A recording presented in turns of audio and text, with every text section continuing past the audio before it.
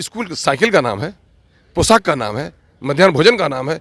School शिक्षक और शिक्षा का नाम है ना। और शिक्षक है ही नहीं। अरे एक एक कमरे में आप देखेंगे, एक कमरे में कैपेसिटी 50 बच्चों की है, एडमिशन 150 बच्चों का है। इनके अगले भी आ जाएंगे तो इतना बीमार कर दिया है बिहार की शिक्षा व्यवस्था को, इन लोगों कोई दुरुस्त नहीं कर पाएंगे। बिल्कुल बिल्कुल करप्ट है, पूरे तौर पर बिहार को चौपट किया है इन लोगों ने।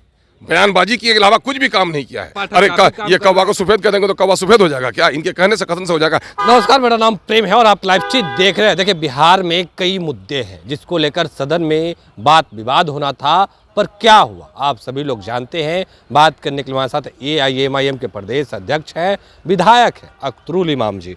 क्या हो रहा है सदन में, क्या होना था और क्या हो रहा है? मैं क्या कहूँ कि सदन के बुरे दौर से इस वक्त संसदीय कार्य का दौर गुजर रहा है।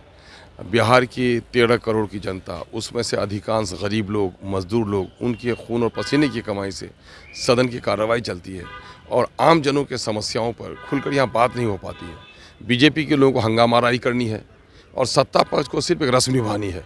संजीदा और संवेदनशील दोनों नहीं हैं। इस वजह से जनता के मुद्दों पर यहाँ पर बात नहीं हो सकी, सिवाय एक अहम बिल की पेशी के जो रिजर्वेशन का था। उसके अलावा समझिए यूँ रस्म की अदायगी हुई, बाद बतंगर हुआ, फोहर बयानबाजी हुई और विधानसभा की मर्यादाओं को तार तार किया गया। अख्तरुल जी, बिहार में शिक्षकों की बहाली हुई है और भी कई काम हैं जो सरकार के लोग गिना रहे हैं, क्या ये काम नहीं है? मैं कहता हूं कि घर जलों के लिए रिलीफ का काम करना यकीनन पुण्य काम है। अगर उनके लिए ताली बजनी चाहिए तो जिन लोगों ने 2.25 लाख शिक्षकों को पिछले 20 सालों से बहाल नहीं किया, ऐसे लोगों को भी गालियां सुननी चाहिए। हमारे यहाँ आप देख रहे हैं 1,70,000 की वैकेंसी निकली, 1,20,000 लड़के क्वालिफाई किए।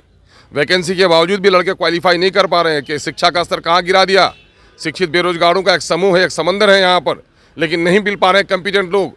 इन लोगों ने सर्टिफिकेट बांटा है, एक मिडिल स्कूल को इन लोगों ने हाई स्कूल बनाया। हाई स्कूल में कोई टीचर नहीं, 500 बच्चे ने मैट्रिक का इम्तिहान दिया, एक शिक्षक नहीं। शिक्षक विहीन स्कूलों से पास होने वाले बच्चों की स्थिति क्या होगी? इन लोगों ने नई नस्ल के साथ धोखा दिया है। इन लोगों ने इन बहालियों से, ये जख्म का एक हिस्सा है, पूरा जख्म दागदार है। कहाँ कहाँ मरहम रखेंगे ये?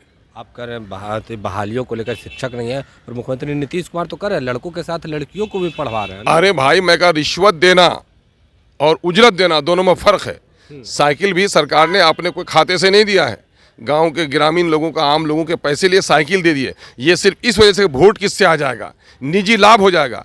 स्कूल साइकिल का नाम है, पोशाक का नाम है, मध्याह्न भोजन का नाम है। स्कूल शिक्षक और शिक्षा का नाम है ना। और शिक्षक है ही नहीं। अरे एक एक कमरे में आप देखेंगे, गए थे इनके पाठक जी यहाँ मुजफ्फरपुर, शिक्षक के सामने में लाजवाब हो गए।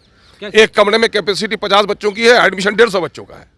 जब कहाँ बैठेंगे बच्चे? उमस की वजह से बच्चे बेहोश हो गए और कहते हैं कि 75% हाजिरी नहीं होगी तो उनको एडमिशन करने नहीं दिया जाएगा। बुरा हाल है।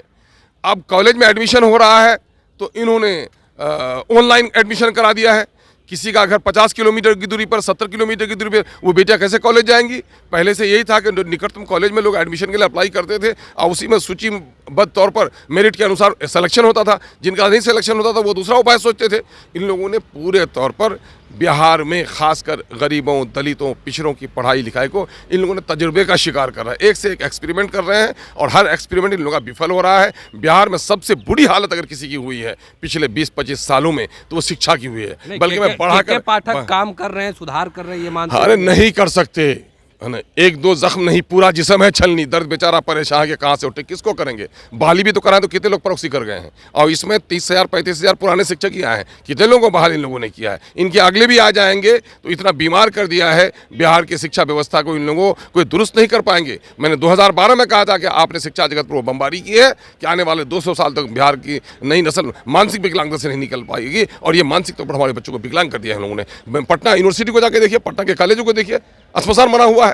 क्या किया इन लोगों ने? हायर एजुकेशन के लिए बच्चों को बाहर पलायन करना पड़ रहा है, रोजी रोटी के लिए पलायन करना पड़ रहा है, बीमार हो तो इलाज के लिए पलायन करना पड़ रहा है। एक हॉस्पिटल इसने आज तक नहीं दिया जहाँ पर इनका जो अभी इनके बीमार पड़े इनके चीफ सेक्रेटरी तो क्या प्राइवेट हॉस्पिटल में गए, इनके मंत्री इनके डीएम बीमार पड़ते क्या प्राइवेट हॉस्पिटल में जाते हैं, क्यों नहीं सरकारी हॉस्पिटल में जाते हैं? एक हॉस्पिटल नहीं बनाया इन लोगों ने। स्कूल के नाम पर मकान बनाया, कमीशन खाया सिर्फ इन लोगों ने। यानी ये कहना चाह रहे हैं कि बिहार का पूरा सिस्टम करप्ट? बिल्कुल बिल्कुल करप्ट है। पूरे तौर पर बिहार को चौपट किया है इन लोगों ने। बयानबाजी के अलावा कुछ भी काम नहीं किया है। ठेकेदारी की है। शराब के पैसे जो रेवेन्यू जमा होते थे पहले सरकारी खाते में, अब पार्टी के राजनीतिक खाते में जमा हो रहा है। पूरे तौर पर सरकार लुटवा रही है। इसी विधानसभा में कई ऐसे विधायक है, मंत्री है जो कह रहे हैं कि शिक्षा के क्षेत्र में कितने काम हुआ है। के पाठक इनके कह देने से क्या हो जाएगा? इनके कह देने से अरे ये कौवा को सफेद कह देंगे तो कौवा सफेद हो जाएगा क्या? इनके कहने से कथन से हो जाएगा? सच्चाई क्या दिखती है? चलिए स्कूलों में बच्चों के बैठने की जगह नहीं है, शिक्षक नहीं है, समय पर पाबंदी नहीं है। स्कूल नहीं आ रहे उसके लिए नाम अरे स्कूल टीचर ही नहीं तो जाके क्या करेगा? जब टीचर ही नहीं तो बच्चा जाके क्या करेगा? वो आप देख लीजिए, जितने यहाँ पर प्राइवेट हेल्थ क्लिनिक्स खुल रहे हैं और जितने कोचिंग सेंटर चल रहे हैं, देश के किसी भी राज्य में ये स्थिति नहीं है। लोग मायूस होकर अपने बच्चों को वो साइकिल की कीमत ये 2500 रुपये दे रहे हैं और यहाँ 10,000 रुपये देकर के बच्चों को कोचिंग कराया जा रहा है। इनका क्या योगदान रहा है? दिल्ली, पंजाब, मेरठ और विदेश में जाकर जो कमा के लाते हैं, उन्हीं पैसे से अपने बच्चों को पढ़ा रहे हैं। इनका क्या योगदान है उसमें? तो अख्तरुल इमाम को सूरत है क्या कुछ जवाब दिए हैं शिक्षा विभाग को, के पाठक को, आपने सुना। बाकी की तमाम खबरों के लिए बने रहे लाइव के साथ।